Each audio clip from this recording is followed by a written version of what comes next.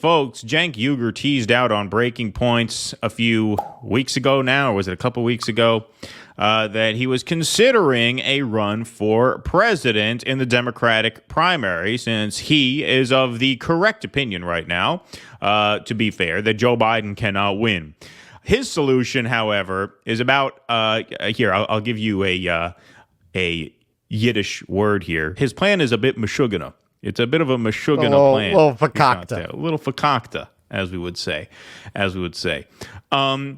He unveiled that plan on the Young Turks, not as a host, but as a guest. So we're going to play some footage here from his official announcements, starting with Anna, who, I mean, you talk about a hostage video. For her to have to go through with this, I almost feel bad for her. I mean, imagine how ridiculous it would be for one of us, Keaton and Russ, if the other guy said, you know what, I'm running for president, serious, like actually as a serious run, and you put the other co-host in a position am Devo. Yeah, well, that's not what I'm talking about. Like, if you want to do something as a joke, I would, go along with the bit. Who said it was a joke? I'm not going to squash the bit. Right, exactly. But if you actually were like, no, this has to happen. Like, I have to run, and we have to take this seriously. Imagine putting your co-host in the position of having to take you seriously. That's the position that Anna's in here. So, obviously, Cenk Uygur is born in Istanbul, Turkey, so he's not eligible to serve as president, but he's not letting that get in his way because he thinks it's so urgent that someone, if not him, replace Biden on the ticket, that he is willing to jump in the race himself.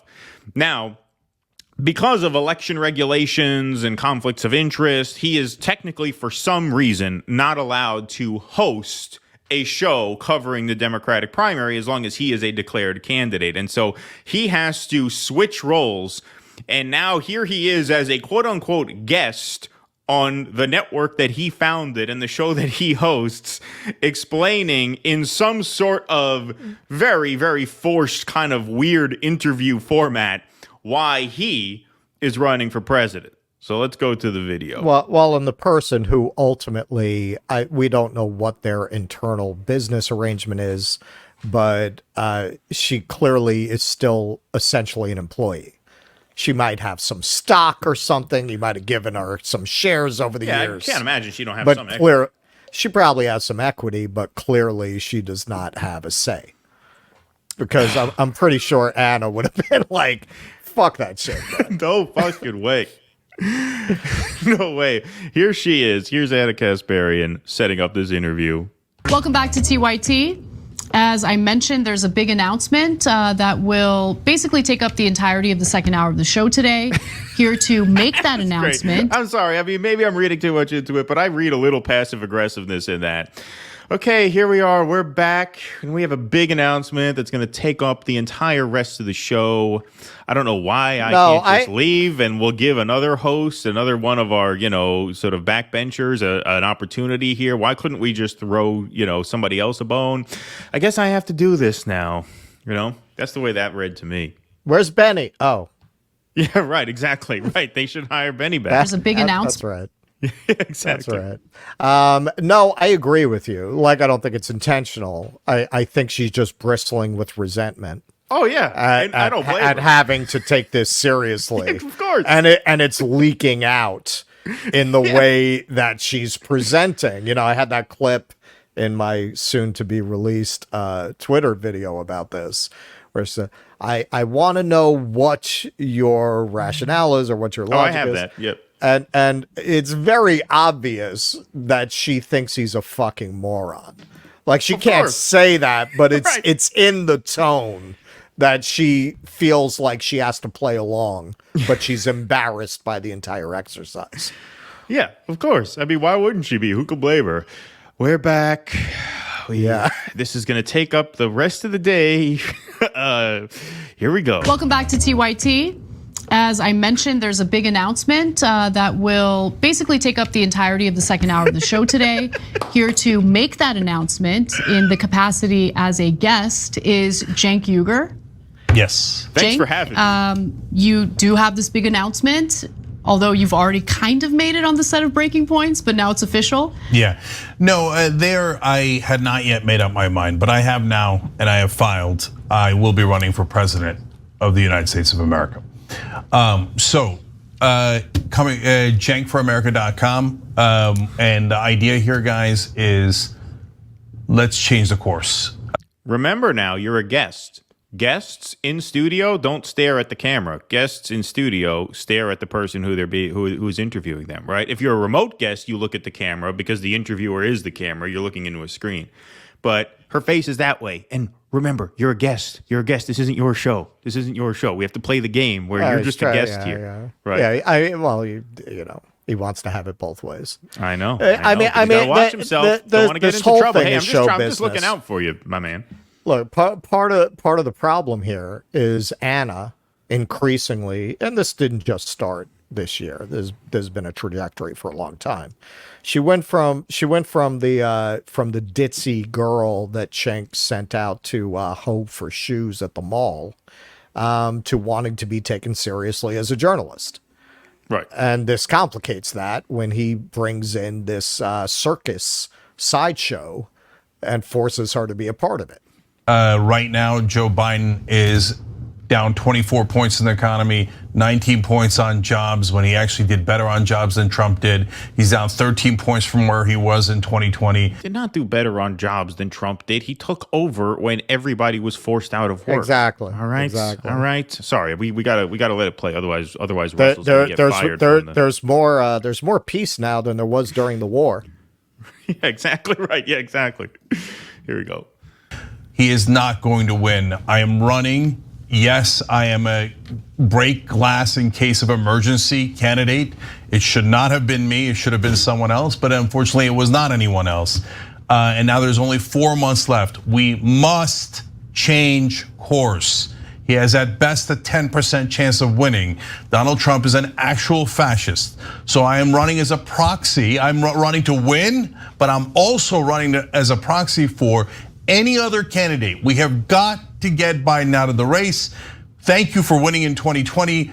But if he loses this time around, it's not just. Thank God Biden won in 2020. Could you imagine the instability in the world that would be if Biden were not president now? It's sometimes I wake up at night in a cold sweat contemplating the world we might live in if Joe Biden's steady hand hadn't taken over the wheel.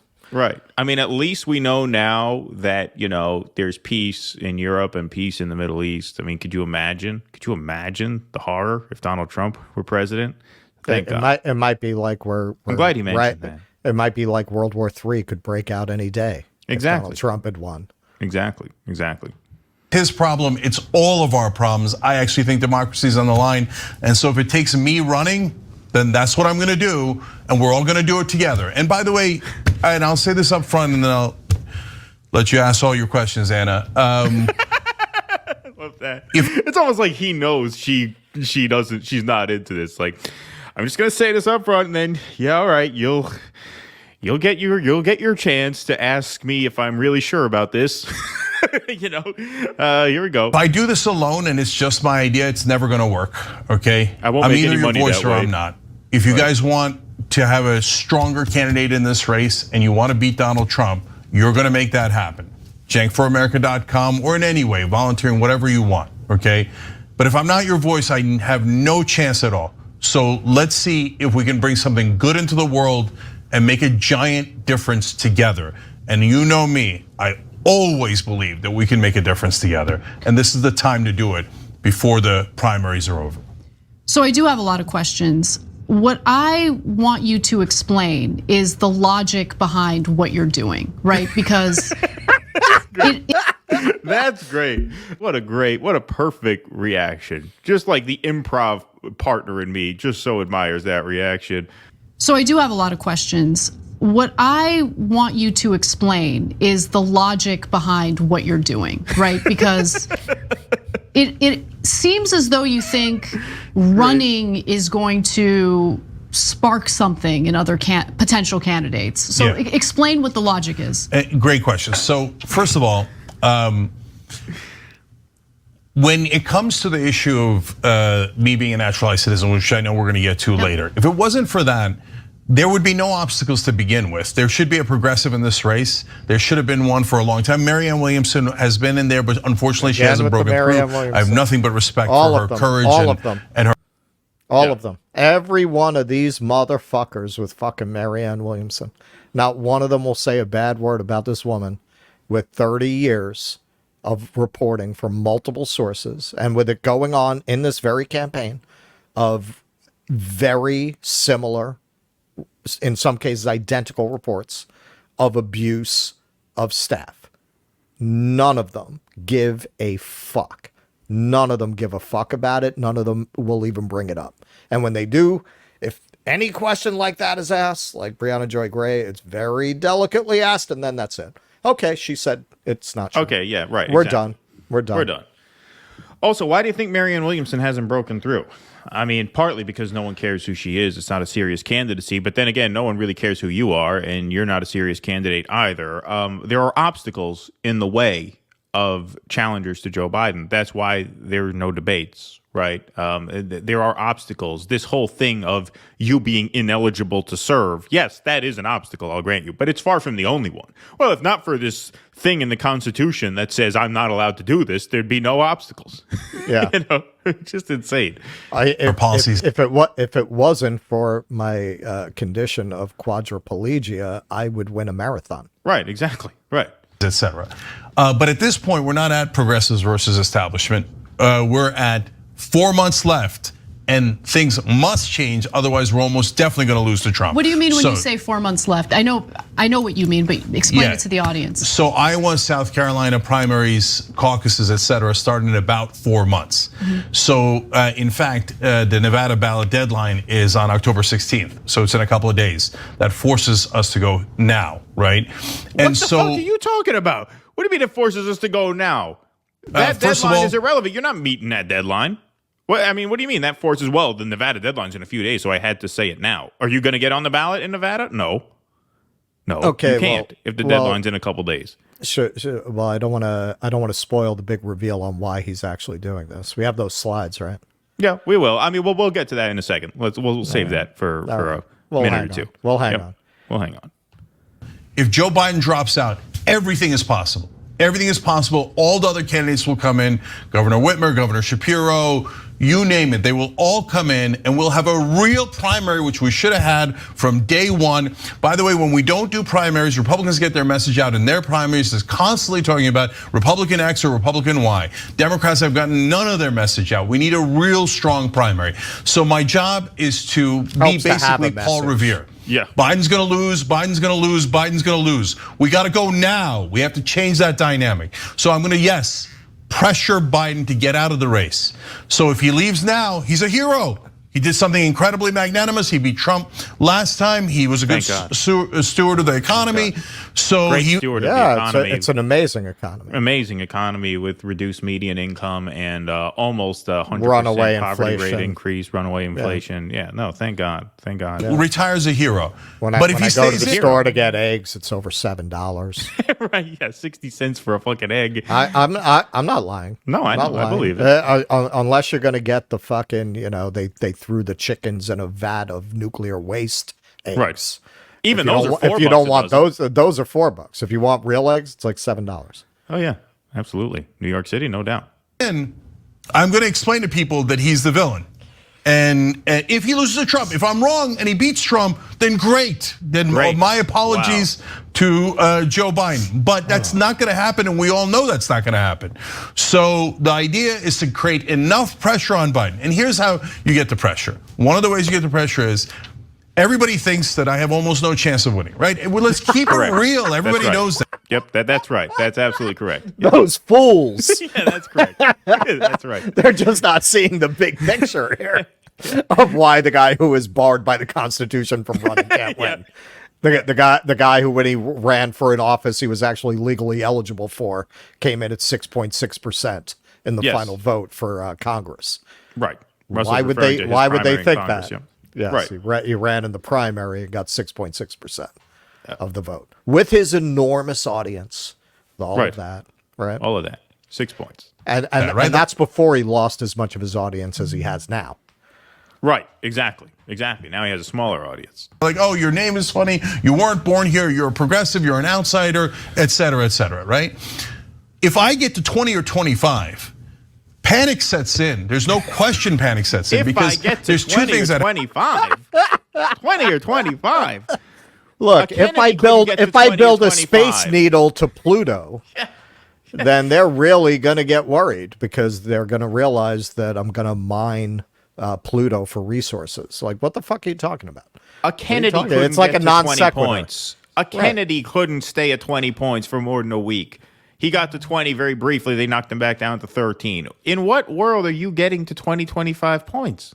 Like this, it's just utterly delusional. happened there. One, the other candidates go, well, Biden is enormously weak, right? Okay, idiot. RFK got to 20 points. Did everybody panic and say, Biden is weak, we need to get him out? We need No. to get rid of Biden now. They attacked him, and he fell back under 20 points. Right. Easy. Right. No panic, no nothing. Oh, he got to 20 points. Oh, it looks like we gotta, write a few hit pieces about this guy in WAPO. Done. Problem solved. Right. Back And his down to name 13. and his name is Kennedy. Right, and his name is Kennedy. Right, exactly. So what the fuck if I get to 20 points, they're gonna panic. Number two is Biden begins to realize the handwriting's on the wall. If this Cenk Uygur, who he probably can't pronounce, has gotten to 25, the handwriting's on the wall. He's gotta go. And by the way, Anna, the reason why this is realistic is because there are a lot of people in Washington, inside the establishment, that are trying to get Joe Biden to drop out. The idea that, that is true. It is true. We've actually done segments That's on true. that. You do have people talking behind closed doors. How do we change this? What's delusional is the fact that Cenk Uygur entering the race is going to be what forces the issue. So let's go to some graphics here that Russell pulled for his video, because the question, well, what is this really about? Well, Russell has his theory. I think it's pretty sound. Now, you want to put some context on these numbers here because we don't Yes. see the context. Yes. Okay. So this is the numbers from Barnes and Noble. So Cenk, as you could see, he very recently published his book. So he's had a month, though, for it to gain momentum, for it to gain an audience. And the sales rank at Barnes and Noble, you can see, is 5,359. Not exactly burning up the charts with his Justice is Coming book. And something this also tells me, aside from what it implies about this fucking nonsense run for president, is they've really lost their audience. Like, he can't do better than that on a book. So let's take a look at the Amazon ranking, which is even worse. 82,771 in the Kindle store. Number 2 in radical thought with what? Like Valerie Solanas' treatise from the 60s? You're right. What else is in that? Right. 220 in the more general category of political commentary and opinion. So yeah, nobody is buying this book. And I actually, as part of the research for my video, I watched he did a similar thing where he made Anna play interviewer when he, started trying to promote this book. And he was lamenting that all of these independent booksellers didn't want to carry it. Right. So look, nobody's buying his fucking book. He's a month in on this. Those numbers are a fucking disaster. They're a disgrace. And again, it really reflects on, because Jimmy, when they had their feud last year, or a couple years ago now, that they really went back and forth on the new skirt thing. It's like a couple of years. A couple now, years I think. ago. I think that was like shortly after the force the vote thing. Jimmy made the claim that nobody was watching their show, and they did their response saying our view numbers are great. This demonstrates, if you really had a base, I don't think you'd be at 18,000 some odd in the rankings, man. I'm not saying it would be flying off the shelf, but you don't even have enough of an audience to buy your fucking book. So, because they not only lost the left, they also lost the wokesters that they had left when they started taking that. That's why I'm saying, I don't know, they seem to have, outsmarted themselves there. I mean, I read the Young Turks as they go where the wind blows. And yeah, the wind is blowing against the woke politics, but not on YouTube, not in that segment of YouTube. That is all made up of people who want to sit there and obsess on the latest cultural outrage of the day.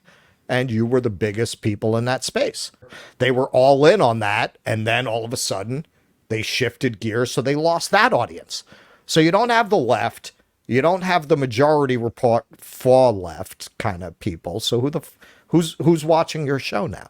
And that's why he can't sell his book. And that's why he's running for president. There's no other reason. He's not a dumb guy, whatever else you might say about him. And we pulled this also. He claims that the Supreme Court made a decision that clearly on the face of it gives naturalized citizens the right to run for president. And it's not true. They specifically made an exception in that ruling for running for president as being a right that's extended to naturalized citizens. So he's just straight out lying. This is about selling a book that nobody wants to buy. He took a literal page from Marianne. Yeah, and we will show that graphic in just a moment, but there is one more short clip of video that I want to play because this is where he starts to address the question of, whether or not he can run. But there's another sort of stylistic point here, which is just the ridiculous game that he plays regarding the fact that he's not allowed to technically host segments on his show that pertain to the Democratic primary. If he's going to talk about the primary, he has to do so as a guest, not a host. So watch how they navigate this. It's unbelievable. The only thing that matters is the case law. And the Supreme Court has already ruled in Schneider v. Rusk. I asked you guys if you would do graphics. Do you have those graphics or no? We do. Yeah. I asked you guys if you would do graphics, as if it's not his show with his graphics. Hey, I submitted those graphics to your producer. Does he have those? Did he take those by chance? I'm just a guest. I don't control whether or not you show the graphics. I gave you some graphics. I was wondering if by chance you may have them handy to put up on the screen. Put up. And I wanted to show you guys this so you can see it with your own eyes. And thank you for humoring me on that. Thank you for humoring me. It's your show. Everybody understands it's not like I have the power to fire everybody in this room on a whim. Thank you for humoring me. Thank you for allowing me to submit my materials to your program so you can put the graphics up on the screen, right? Thanks for humoring me with that. So thank you. Now that you guys accepted my graphics, I'll show you my graphics. It's not that this is my show, this is my company, and these are my graphics that I'm telling you to show. It's a thank you. I appreciate it. It's not that I told my employees to make these graphics and show them. Right. I requested them for their consideration, and thank you. It's not every day that a guest on the show gets to submit graphics. Yeah. Wow, what an operation you guys have here. And so this is from a law review article in University of Illinois, and it shows you definitively that Schneider v. Rusk has already decided this issue. So they had an issue that came up where naturalized citizens were being treated different than natural-born citizens. So here's what the court wrote. This is the Supreme Court in that case. The statute proceeds on the impermissible assumption that naturalized citizens as a class are less reliable and bear less allegiance to this country than do the native born. This is an assumption that is impossible for us to make. Moreover, while the Fifth Amendment contains no equal protection clause, it does forbid discrimination that is so unjustifiable as to be violative of due process. A native born citizen is free to reside abroad indefinitely without suffering loss of citizenship. The discrimination aimed at naturalized citizens drastically limits their rights to live and work abroad in a way that other citizens may. It creates indeed a second-class citizenship. All right, so that's the argument he's making there. I like this. Thank you for humoring me as a guest on my own show. Exactly. That's what he's saying. Thanks for humoring me as a guest on my own show in my own studio. Exactly. Right. Here's the next graphic that Russell was talking about here. This is a community note that was put on with a Cenk's link to the decision. Right. Because Cenk tried to explain away this problem he has of being ineligible to serve on Twitter. And obviously there was a community no response to that. So Schneider versus Rusk, the case Cenk cites, requires that all citizens be treated equally under the law. However, the majority, meaning the Supreme Court majority, made one exception.